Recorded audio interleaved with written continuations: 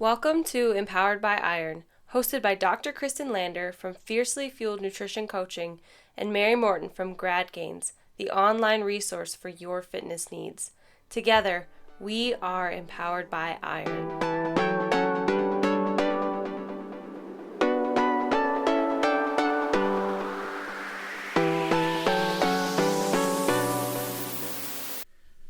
Welcome to Empowered by Iron this week, guys. So this week we actually have a really exciting guest. Her name is Jennifer Millican. Hi, Jennifer. Hello. She is a 57-kilogram powerlifter who just won the overall female lifter at USA PL Raw Nationals. Right? That's right. Yep. And she's a female badass. So welcome to the show, Jennifer. Thank you. Thank you for having me. So why don't you tell our listeners a little bit about you? Obviously your sport is powerlifting, but like other hobbies you have, and maybe if you have like another job, if powerlifting is your job or whatnot. Okay. I grew up athletic my whole life, playing softball and basketball. So I've always been competitive, and then just really got into lifting after I had my second child. And I do have another job. I work in catering sales, so I sell people parties. I love powerlifting. Like I said, I got into it after I had my second son. It's not my career. I sort of wish it could be, but definitely just do it for fun and because I love it. And I've always been competitive, so. So how did you find powerlifting then? CrossFit, just a story as old as time. Uh-huh. After I had my son, I actually lost a lot of weight, got really thin, and lost a lot of shape. I've always been pretty muscular, and after I had him, I lost a lot of shape and wanted to get some of that back. And my husband had been doing CrossFit, and so he kind of paved that path, and so started lifting that way, and then did a little push-pull at my CrossFit gym and won that, and then never looked back. Completely killed it is what you did. Based on your numbers from Raw Nationals, like, you were strong. So how long ago was that? How long ago did you do your first push-pull? I want to say it was probably, I think 4 years ago. Okay. So this has been a long time coming, being overall best lifter. Female lifter, yeah. Yeah. It kind of took me a little bit of time to figure out, just the differences in the federations and the different competition and, what is what, like, and that sort of thing. Right. So, like, when I first started, I think I lifted in the IPA. Yes. And they were telling me that I was setting world records when I first started lifting, and I'm like, but it was really just in that federation, and at the time, there was maybe, 20 or 30 women competing. Right. And so that sort of thing, then I just became more educated as time went on about the different federations and what records were what and that sort of thing. So you moved then to the USAPL, and that's kind of like your home federation? That's where you... Actually, I'm fairly new to the USAPL. I just lifted in my first USAPL meet last December. And then you came and took Raw Nationals. That's awesome.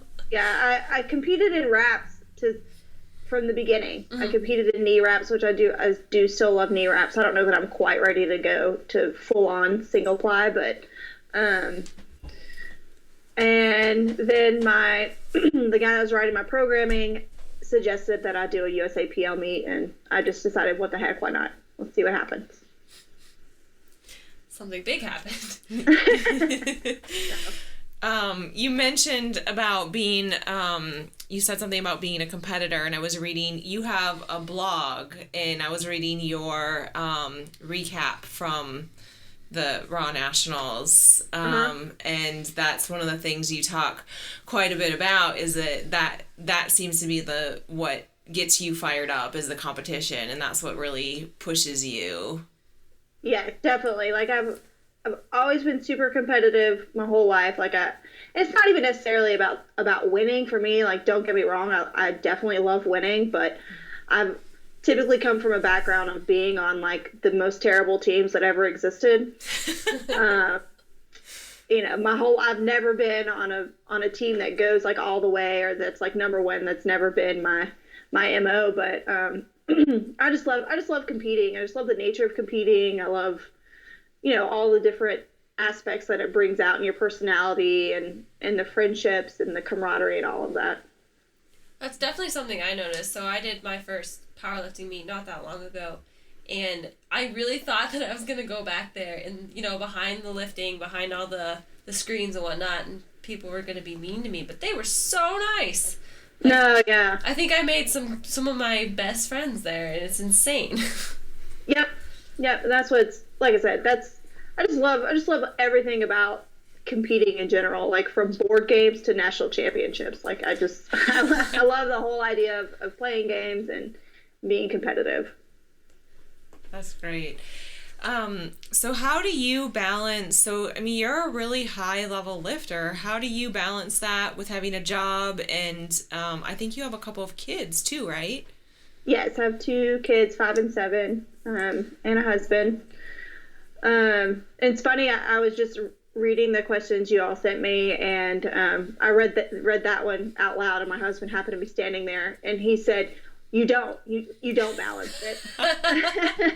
And it's kind of true. You get start closing in on meet prep, and there's really not any balance when you're getting to a certain level. Like, it is 100%. When I was closing in on nationals, I was 100% nationals.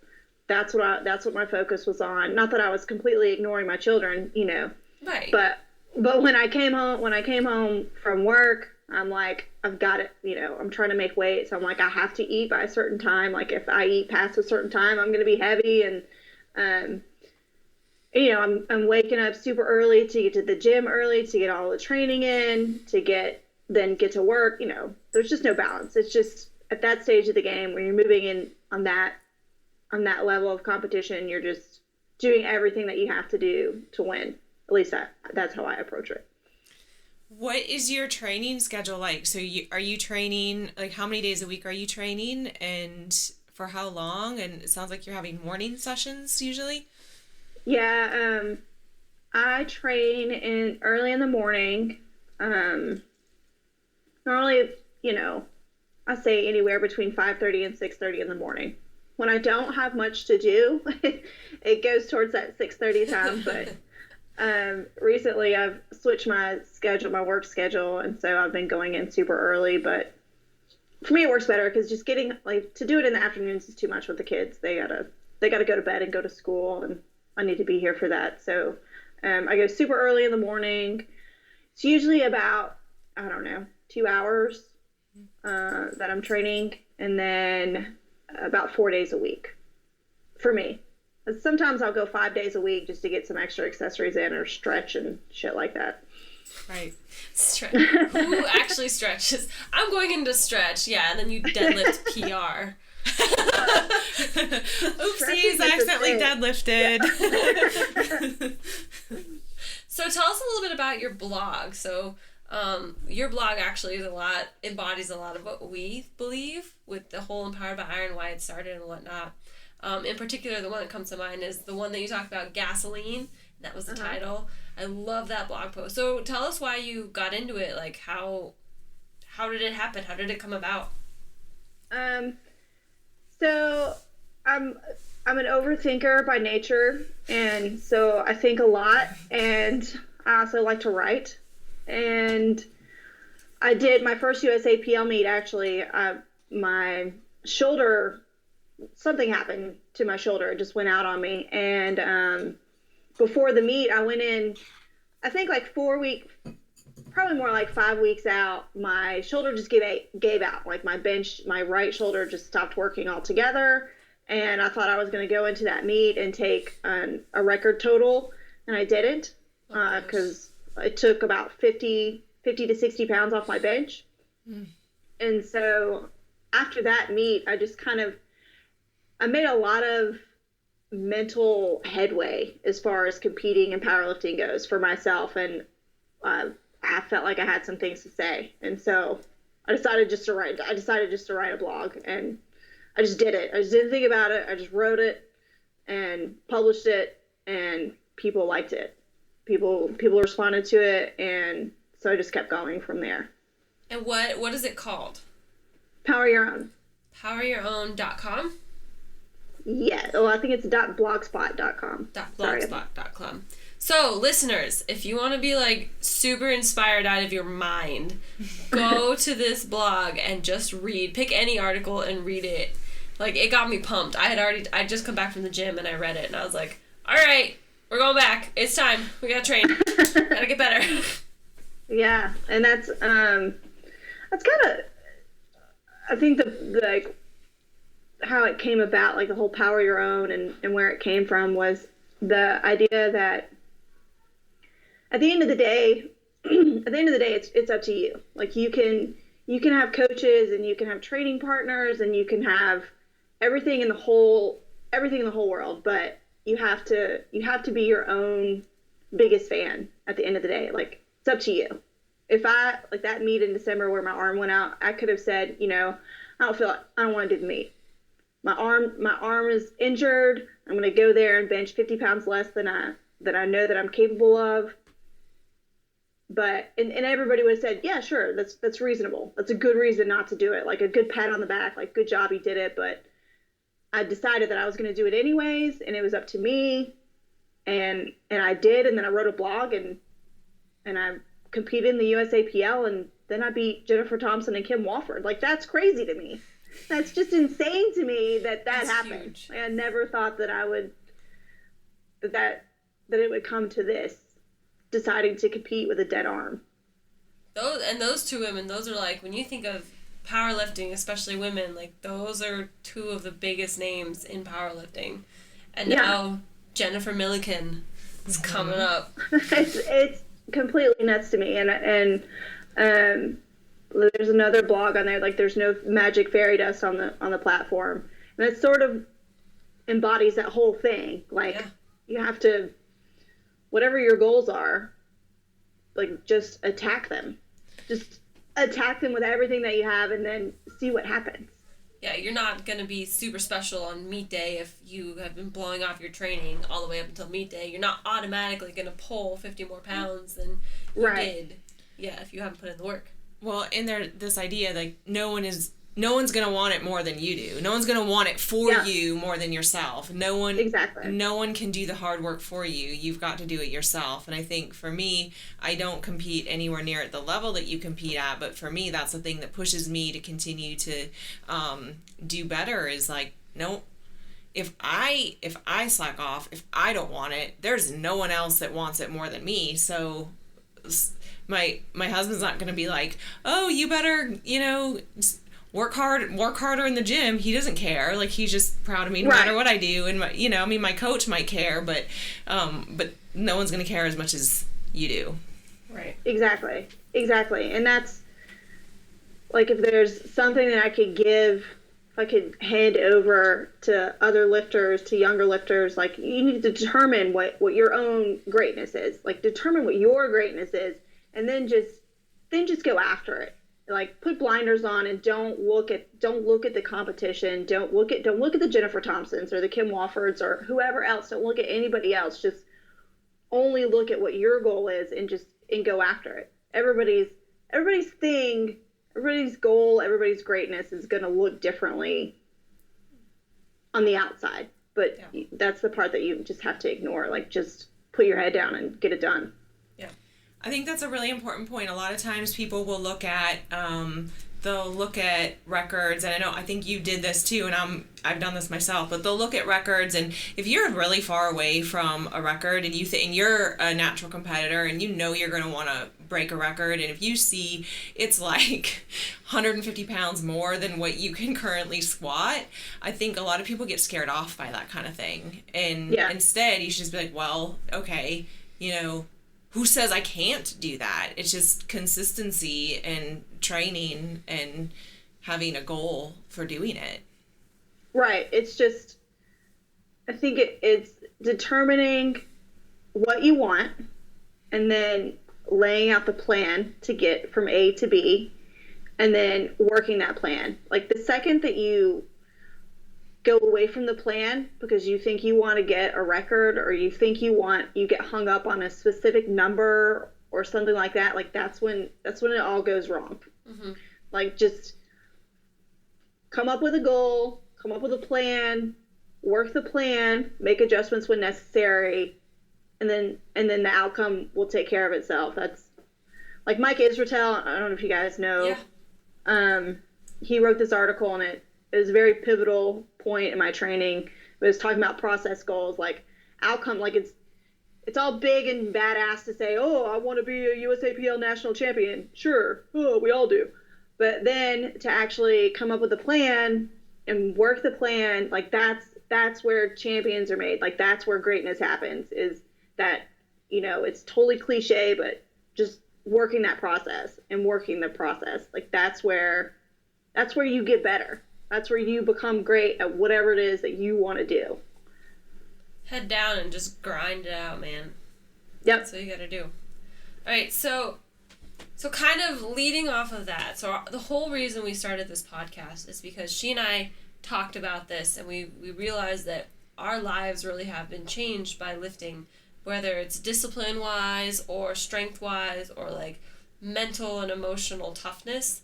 How would you say that you have been empowered by iron? How have the principles and the disciplines you've learned in lifting, how has that carried over and changed your life? How's that changed you mentally, physically, or emotionally? I would say there's two different big takeaways for me, and one is just trusting myself, kind of like we were talking about. Like you have to be your own best advocate all the time. You know, there are times early in my career where I felt doubtful about things that, you know,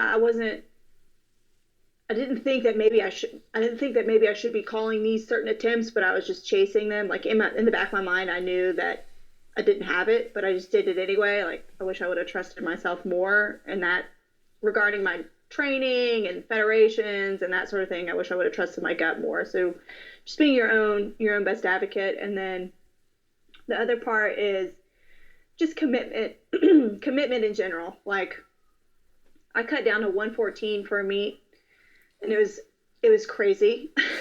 I don't want to do it again. But it was during that cut that I realized, you know, there's always going to be an excuse. There's always going to be a reason. There's always going to be a family party. There's always going to be, you know, busy life, picking up the kids, dropping off the kids, going to work. Like all of that stuff is always going to happen. It's always going to be there. And it's my choice whether or not I want to stay committed to the plan. Mm-hmm. You know, that commitment, these feelings that you have, like you might feel justified in not following the plan because you have all this other stuff going on, but that's you slacking on your commitment to the goal. And that has probably been my biggest takeaway, is that, you know, in life, if you decide you want to do something, how big or how small it is, like if you want to do it, you have to stay committed to it. And I can guarantee you that there's going to be times that you're not going to feel like doing it. Yeah. There's going to be a million reasons for you not to stay committed and for you to quit and for you to do something else. But if you stay committed, whether the outcome is whether you fail or you succeed, you still stay committed and you still stay through to the end. And you're better for it on the other side. Some good insight right there. So you already kind of talked about some advice you had for young female lifters, but what about advice for the younger you, the pre-powerlifting you? Is there any advice you give the younger version of yourself? Kind of more along the same lines as the commitment. Just if you know, there's been times that I've had an inclination that I wanted to do something, that I thought like, hey, I might be really good at this. Like maybe I could do this. And I let my feelings get in the way, you know. Mm-hmm. Feelings of doubt, or even like outsiders. I talk a little bit about that and Be the Gasoline, but anytime make a statement of wanting to do something, yourself and a lot of times family or people close to you, I mean, not all the time, but a lot of the time, people, because they're worried for you, they're going to be like, well, if you do that, what about this, this, and this? What about Haters. that? Yeah, and they just kind of, it's not that, you know, they just give you all these reasons not to do it. Yeah. And I wish in the beginning of time, you know, I would have said, you know what, I'm going to do it anyway. I'm just going to keep going. I'm just going to say yes and figure it out when I get there and then see what happens. Because just the experience alone is going to make you a better person. Like if you're thinking about competing, I think Lauren Rattan said that in her podcast. If you're thinking about doing it, the answer is yes. The answer is yes. Just do it. Sign up for a meet, get on the platform, and be done with it. And if you hate it, so what? Now you know. If it was terrible, who cares? You did it anyways, and you learned that you don't like it. If it was great, then okay, here we are. Here's new point A. Let's move on. I can totally relate to that. I actually, I wanted to compete in powerlifting years and years ago, and I never did for various other reasons, but probably a lot of it was self-doubt. I was like, oh, what if I don't do well, or what? I don't know. So I realized once I had this feeling like I feel like I want to do a weightlifting meet, just see what happens. Like that, the minute I thought that, I was like, all right, let's find one, let's do it. I found a meet like 6 weeks later and just did it. I didn't even know what I was doing. I mean, I had done CrossFit, but I didn't even know what I was doing. And the fact then that I went there and I did it, and luckily some people at the meet kind of helped me along. But it turned out to be the most amazing experience of my life, and now I love it. It's so fun, and I know I spent a lot of I'm in my 30s, so I spent a lot of my 20s like not doing the things that I wanted to do because I was worried about failing before I even started. Right. So I can completely relate to that. Mm-hmm. Yeah, it's just, you know, there's so many cliches, but it literally like just do it. Like whatever it is, take action first before your brain gets in the way of taking those opportunities away from you. Like just start doing it and shut your brain down, make a plan and follow the steps to the plan. I like that. Shut your brain down, just do it. Seriously, your brain will ruin a lot of things if you let it. Mm-hmm. That's so true. I'm still very much guilty of that, just thinking like, oh, that's a great idea. It actually wasn't until I met Kristen, I had an idea to start a podcast. Nothing like this at all. And I thought, I was like, oh, I'm going to totally do it. And it sat in my brain for like 2 years because I had total doubt. Like, who's going to want to listen to me? I'm so silly. Like, my voice sounds funny. And then I met her, and within like a month, boom, we just started it. And who cares who thought about it? We just did it. Right. And that's the thing. Is like you just have to take action. And failing is not the worst thing that can happen. No. That's for sure. Well, we learn a lot about ourselves from failure, so I think that, you know, allowing yourself to fail is where beautiful things happen in life. Yeah, absolutely. Jennifer, that is some solid advice. I really love it. Thank you. So, where can our listeners find you? And if you want to talk about your blog just one more time so we can get that in there. Okay, I pulled it up, so I'm going to... Okay, so the blog is poweryourown.blogspot.com. On Instagram, I am at Jen Millican. Just Jen Millican. Facebook, Jennifer Millican. Simple. Yeah. All right. I don't get too crazy with the makes it easy to find you. There's some crazy ones out there. Yeah. All right, well, thank you so much for being on. We had a great talk, I think. Absolutely. That was very inspiring talk. Thank you. If you like what you heard today, please help us connect with other female badasses. We would love if you would leave us a review on iTunes, tell your friends about us, visit our website, which is empoweredbyiron.com. You can find each of us on Instagram. Mary is at MaryMo_92, and Kristen is at Kristen with an I, Lander. Future topics will include nutrition, programming and training, mental health, and just general female badassery. Yeah, so let us know what you want to hear. If you have any input, that'd be awesome. And guys, this is Empowered by Iron. We want it to be a resource and an outlet for women who are finding their confidence, their independence, and their strength through iron. So thank you for listening. Thank you for checking in. And until next time, I'm Mary.